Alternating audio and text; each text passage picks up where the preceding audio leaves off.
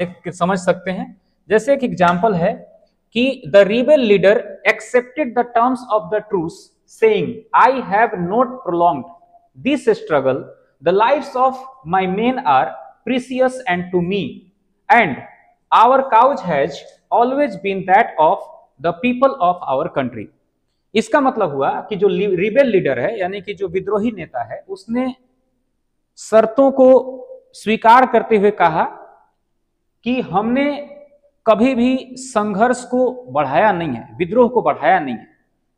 हमने हर बार वही काम किया है जो हमारे देश के, हमारे राज्य के, हमारे जो कंट्री है उसके लोग चाहते हैं। माने हम अपने लोगों की भलाई के लिए चाहते हैं, करना काम चाहते हैं, एक्सप्लेन कर सकते हैं। जैसे देखिएगा, the rebel leader accepted the terms, तो डायरेक्ट लिखिए, द रिबेल लीडर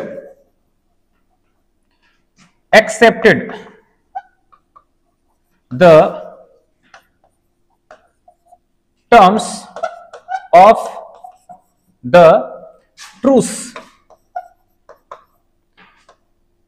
ट्रूस का मतलब होता है संघर्ष विराम, ठीक है। एंड सेड,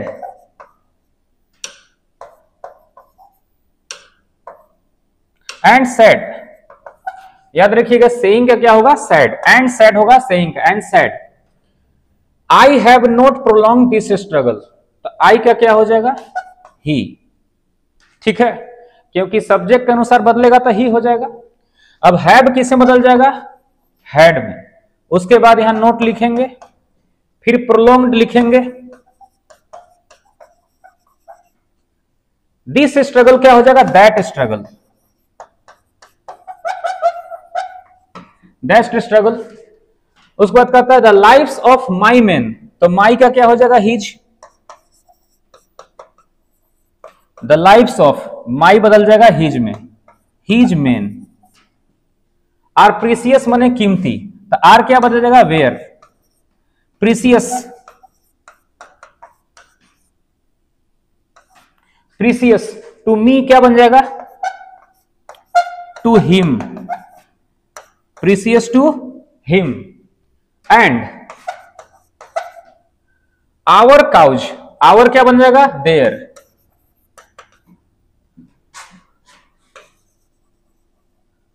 हैज क्या बन जाएगा, had.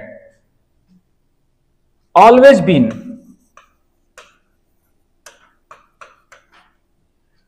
That of the people,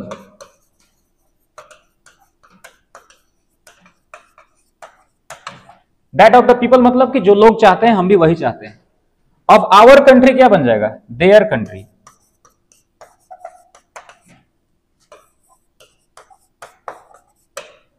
सब कोई समझ रहे हैं? तो देखिए,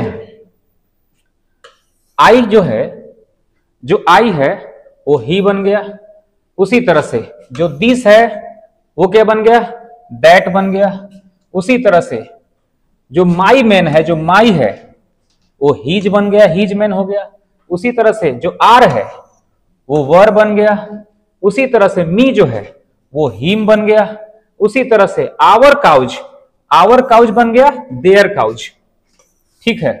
उसी तरह से हैज क्या बन गया, हैड, ठीक है। और उसके बाद आवर कंट्री क्या बन गया, देयर कंट्री। सब लोग समझ रहे हैं? तो इस तरह से चेंज करेंगे। अब बढ़ते हैं हम लोग अगले क्वेश्चन की ओर।